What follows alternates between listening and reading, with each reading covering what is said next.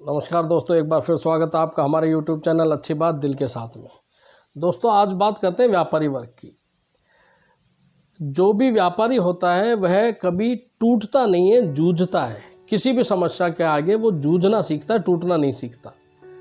तो इसी के ऊपर मैं एक आपको छोटी सी कहानी सुनाता हूँ कि एक राज्य का राजकोष खाली हो चुका था। उसने अपने मंत्रियों को बोला कि यार अपना खजाना खाली हो गया, अब क्या किया जाए। तो वहाँ के मंत्री ने बोला कि महाराज एक ही हमारे इस समस्या का समाधान कर सकते हैं, वो यहाँ के व्यापारी वर्ग है। तो उन्होंने 3-4 व्यापारियों को जो धनाढ्य थे उनको बुलाया और राजा ने अपनी समस्या सुनाई कि भाई हमारे राज्य कोष खाली हो चुका है। तो व्यापारी बोले कोई बात नहीं महाराज, चिंता की क्या ज़रूरत है, हमारे पास बहुत दौलत पड़ी है। तो उन्होंने चारों ने अपना खजाना खोल दिया। तो राजा ने देखा कि भाई ये मेरे खजाने से भी ज़्यादा खजाना इनके पास। तो उन्होंने कहा कि भाई तुम्हारे पास ये धन इतना कहाँ से आया। तो उन्होंने कहा महाराज हम व्यापारी हैं, व्यापार करते हैं, व्यापार के थ्रू हम पैसा कमाते हैं। तो उसने कहा नहीं, इसका मतलब तुम लोगों ने चोरी वगैरह करी है, टैक्स चोरी करे हैं और राज्य के ही मुद्रा को आप लोगों ने इतना इकट्ठा करा है टैक्स चोरी कर करके। तो एक काम करा, राजा ने उनको सजा के तौर पे महल की छत पे छोड़ दिया कि आज से तुम महल की छत पे रहोगे चारों जनों और जाओगे नहीं। उन्होंने कहा कोई बात नहीं महाराज, ठीक है। अब व्यापारी है, व्यापारी देखना टूटेगा नहीं, जूझेगा। इसी दौरान 6 महीने बाद फिर वो सारा धन खत्म हो जाता है राजा के पास से। तो राजा बोलता है कि यार मंत्री जी अब तो फिर कहानी खत्म हो गई। तो मंत्री ने एक ही बात बोली, कोई बात नहीं, उन चारों व्यापारियों को बुलाओ आप जो अपने ऊपर छत पे छोड़ रखे हैं जिनको आपने। तब जैसे ही उनको बुलाया उन्होंने कहा, राजा ने फिर समस्या रखी, भाइयों ऐसा है, ये कहानी हो गई, फिर हमारा पैसा खत्म हो गया, अब तुम हमारी क्या सहायता कर सकते हो। तो उन चारों ने बोला महाराज कोई बात नहीं, इसमें घबराने की क्या बात, जितना धन पहले दिया था उससे डबल लो आप, ये लो। तो बोला यार इतना धन तुमने डबल कैसे करा, छत पे बैठे बैठे कैसे कमा लिया। तब उसने कहा कोई बात नहीं महाराज, हम वहाँ पर जब सुबह आपने हमें छोड़ दिया था तो हम सुबह और शाम एक्सरसाइज करते थे। कभी हम हाथ यूँ करते हैं, कभी यूँ करते, कभी इस साइड करते, कभी इस साइड। तो जितने भी आपके महल के आसपास जितनी भी बड़ी बड़ी कोठियाँ, बड़ी बड़ी हवेलियाँ हैं, उन सब व्यापारियों ने देखा कि भाई चारों व्यापारी महाराज की छत पे क्या करते हैं। तो उन्होंने अपने नौकरों को भेजा। अब उनके नौकरों के थ्रू हमारे से पूछा कि भाई क्या आप लोग यहाँ छत पे बैठ के क्या करते हो। तो हमने कहा कि भाई महाराज ने अपने महल से आगरा तक एक नेशनल हाईवे निकालने का ठेका दिया, हम चारों को टेंडर छूटा हमारे नाम। अब हम ये देखना चाह रहे हैं कि किस साइड की हवेलियों को तोड़े, इस साइड की तोड़े या इस साइड की तोड़े या इस साइड की तोड़े।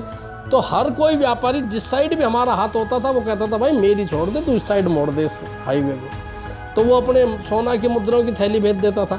इधर वाले कहते थे कि भाई मेरी छोड़ दे और तू उधर की साइड रास्ता निकाल दे, हाईवे निकलवा दो।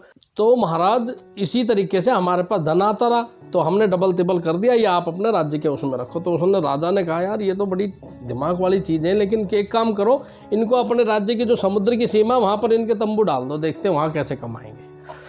अब व्यापारी है, उन्होंने कहा कोई बात नहीं, चलो वहाँ जहाँ आप कहोगे हम तो वहाँ पर रह लेंगे। तो जैसे ही फिर 6 महीने हो गए, 6 महीने बाद फिर वो धन संपदा खत्म हो गई। तो फिर राजा ने मंत्री को बोला, मंत्री ने कहा कोई बात नहीं महाराज, व्यापारियों को ही बुलाओ आप। तो जैसे ही वो व्यापारी आए तो उन्होंने कहा भाई क्या बात है, वो अब है कुछ तुम्हारे पास पैसे वगैरह। तो बोला महाराज जितने महल पे कमाए थे उससे 4 गुना पेमेंट ले लो आप हमारे से। तो राजा ने बोला कि भाई ये बता यार वहाँ पर से तेरे पास पेमेंट कहाँ से आ गई। तो बोला महाराज आपने समुद्र के किनारे पे रखा था, तो जैसे ही कोई व्यापारी की जहाज़ हमारे पास आती थी तो हमने उसको बुलाया, हमने कहा भाई राजा ने हमें 1 साल तक ही समुद्र की लहरें गिनने का बोला था और तेरे जहाज़ आने से पानी उथल गया एकदम, हमारी तो लहरें ही गिनती भूल गए।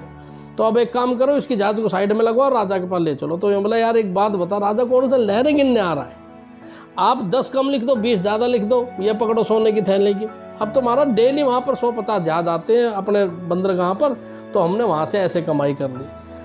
तब राजा ने दिमाग लगाया और ये कहा कि वास्तव में जिस राज्य के व्यापारी निडर होकर व्यापार करते हैं उस राज्य का कोई भी बाल बांका नहीं कर सकता। इसीलिए व्यापारी लोग कभी भी टूटेगा नहीं, वो जूझेगा। हर लड़ाई से, हर समस्या का सामना वो अपने दिमाग से करेगा। तो हमेशा व्यापारी वर्ग किसी भी समस्या का सामना करने के लिए सक्षम होता है। और राजा ने ये देख के उन चारों व्यापारियों को सम्मानित किया और अपने राज्य का योजना आयोग का मंत्री उन लोगों को बना दिया।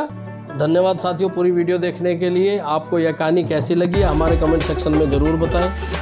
और यदि आप हमारे चैनल पर नए हैं तो इसे सब्सक्राइब करें और बेल आइकॉन का बटन दबाएं ताकि आने वाली किसी भी वीडियो का नोटिफिकेशन आपको मिलता रहे। और इसी तरीके की वीडियो देखने के लिए हमारे को इंस्टाग्राम पर भी फॉलो करें। धन्यवाद। कल फिर मिलेंगे अच्छी बात दिल के साथ।